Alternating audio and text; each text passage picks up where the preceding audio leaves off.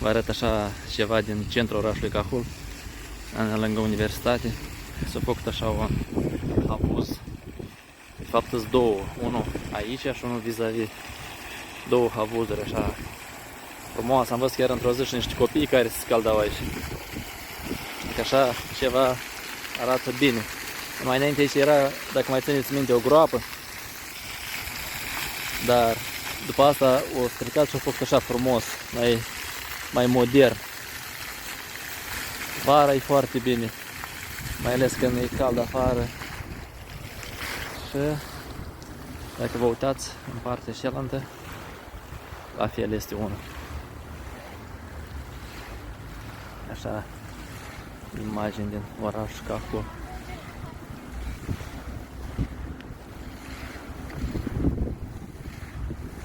Ajungem la havuzul al doilea. Aici havuzul.